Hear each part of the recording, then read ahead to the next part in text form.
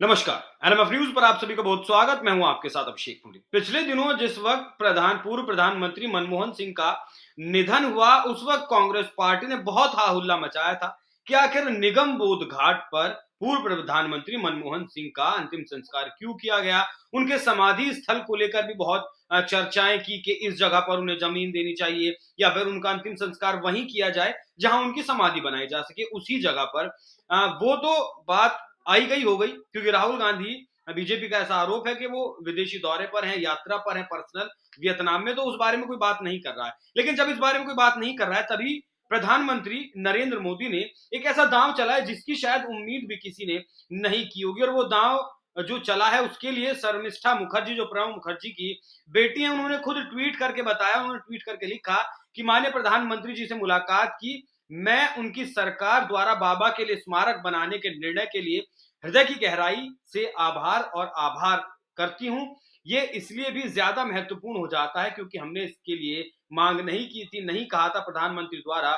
इस अप्रत्याशित लेकिन वास्तव में दयालु भाव से मैं बहुत ज्यादा प्रभावित हूं। तो इसी खबर पर ज्यादा चर्चा करने के लिए मेरे साथ मौजूद है हमारे वरिष्ठ सहयोगी पंकज प्रसून। सर, बहुत बहुत आपका स्वागत। ये जो दांव प्रधानमंत्री मोदी की तरफ से खेला गया है, जबकि मांग भी नहीं की गई थी कि प्रणब मुखर्जी के लिए समाधि स्थल की जगह दी जाए या बनाया जाए, क्या संदेश? इसे मैं दाव नहीं देखता। इसे प्रधानमंत्री नरेंद्र मोदी का जो प्रणव दा है उनके प्रति सम्मान देखता हूं। बहुत सारे लोगों को ये पता नहीं होगा कि जब प्रणव दा केंद्र में मंत्री थे इंदिरा गांधी के सरकार में, तो उस वक्त से लेके प्रधानमंत्री नरेंद्र मोदी जी के साथ उनका संपर्क लगातार बना हुआ था और दोनों का जो रिश्ता था वो म्यूचुअल रिस्पेक्ट का रिश्ता था। बहुत सम्मान करते थे नरेंद्र मोदी जी प्रणव दा का। उनका जो ज्ञान था खास करके संसदीय प्रणाली को लेके और भारत के संविधान को लेके या अर्थशास्त्र को लेके घंटों बातें होती थी।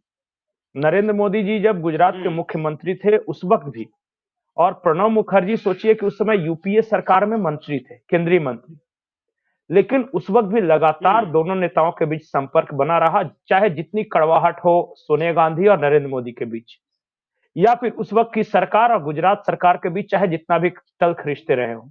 लेकिन नरेंद्र मोदी और प्रणब मुखर्जी के बीच का रिश्ता हमेशा कॉर्डियल और म्यूचुअल रिस्पेक्ट का था, हमेशा से। उसके बाद जब प्रधानमंत्री बने नरेंद्र मोदी, तो राष्ट्रपति थे ये प्रणब मुखर्जी, और उस वक्त देखिए सारे भाषण, सारे बयान, जब ये दोनों मिलते थे ना, नरेंद्र मोदी प्रधानमंत्री, भारत के राष्ट्रपति उस वक्त प्रणब मुखर्जी थे, तो प्रणब मुखर्जी हमेशा इन्हें डांटते थे कि नरेंद्र, अपने स्वास्थ्य का ख्याल रखो, इतना काम करने की जरूरत नहीं है, इस तरह की बात करते थे।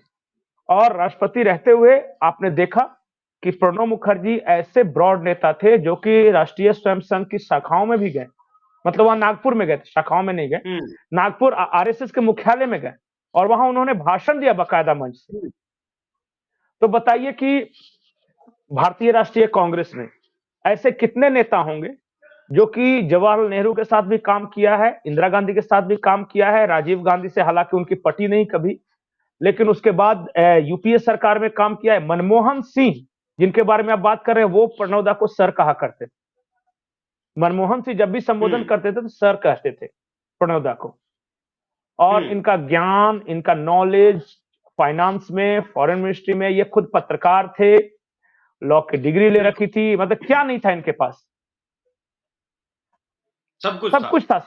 लेकिन पंकज जी, सवाल ये भी है कि अब मोदी ने एक मुद्दा यह छीन लिया है कांग्रेस पार्टी से कि समाधि स्थल के लिए जगह नहीं देंगे, अच्छी जगह नहीं देखिए, प्रणब मुखर्जी ने एक किताब लिखी थी, किताब का नाम है द टर्बुलेंट ईयर्स 1980 टू 1996, मतलब 1980 से लेकर 1996 तक भारत के लिए वो टर्बुलेंट ईयर्स, मतलब उथल पुथल का साल था। उस किताब में एक वर्णन है कि जब इंदिरा गांधी जी की हत्या हुई और उसके बाद जो राजीव गांधी प्रधानमंत्री बने, तो राजीव गांधी ने अपने मंत्रिमंडल में प्रणब मुखर्जी को शामिल नहीं किया। और एकमात्र जगह जहां प्रणब मुखर्जी लिखते हैं कि मैं कॉल का इंतजार करता रहा, उस किताब की मैं लाइन बता रहा हूं, मैं कॉल का इंतजार करता रहा, राजीव मंत्रिमंडल से बाहर किया जाना मेरे दिमाग में भी नहीं था कि मैं बाहर हो जाऊंगा। मैंने कोई हम्म। अफवाह भी नहीं सुनी थी। जब मैंने मंत्रिमंडल से अपने हम्म। निष्कासन के बारे में जाना तो मैं स्तब्ध रह गया और मुझे क्रोध भी आया, लेकिन बाद मैंने खुद को शांत किया।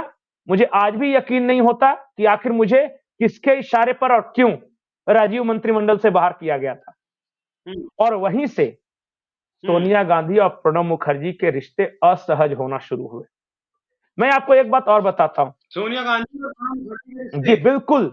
और मैं एक बात आपको बताता हूं, मनमोहन सिंह की सर तो फिर अब तो ये कदम तो फिर जले में नमक छिड़कने वाला रहा होगा। इसलिए तो मैं बता रहा हूं। देखिए, नरसिम्हा राव से प्रणब मुखर्जी से आज कोई भी ऐसा नेता जिसकी अपनी रीढ़ कांग्रेस में थी, चाहे राजेश पायलट हो गए, चाहे हम्म। माधवराव सिंधिया हो गए, ए सीरीज ऑफ लीडर्स हैं। और ऐसे अरे ये आरिफ मोहम्मद खान साहब से पूछिए ना, कभी कभी उनको बुलाइए इंटरव्यू के लिए, बिहार के जो राज्यपाल हैं। और उस टर्बुलेंट ईयर्स के बारे में हम्म। पूछिएगा कि आरिफ मोहम्मद खान साहब से कि वो शाहबानो प्रकरण हुआ था, उसके बाद गांधी परिवार के साथ इनके रिश्ते कैसे थे और किन किन नेताओं के साथ खराब हुए, पूरा कहानी है। कभी सुनिएगा, बहुत मतलब कि जिनकी राजनीति में रुचि है उनको बहुत अच्छा लगेगा। तो वहां से यह हुआ। मैं आपको एक बात और महत्वपूर्ण बात बताता हूं, मनमोहन सरकार में भी प्रणब मुखर्जी को मंत्री नहीं बनाया जाना था, लेकिन मनमोहन सिंह का हम्म। पर्सनल रिक्वेस्ट था। और सोनिया गांधी से मनमोहन सिंह ने यहां तक कह दिया था कि अगर प्रणब दा नहीं रहेंगे तो ये सरकार नहीं चलेगी। और जब जब हम्म। नाराज होते थे प्रणब दा ना, तो मनाते थे मनमोहन सिंह, बस सर कहते थे, वो पिघल जाते थे। इस तरह का ये रिश्ता था। हम्म। आज जब स्मारक की बात उठी थी तो शर्मिष्ठा मुखर्जी ने उसी वक्त एक बात कही थी, जब मनमोहन सिंह जी का देहांत हुआ था उसके बाद, कि मेरे पिताजी जिंदगी भर कांग्रेस की सेवा करते रहे और सारा पोर्टफोलियो संभाला, संगठन में काम किया, विधायक से लेके सांसद से हम्म। लेके मंत्री तक बने। लेकिन जब उनका निधन हुआ ना, तो कांग्रेस वर्किंग कमेटी की एक शोक सभा तक नहीं रखी गई।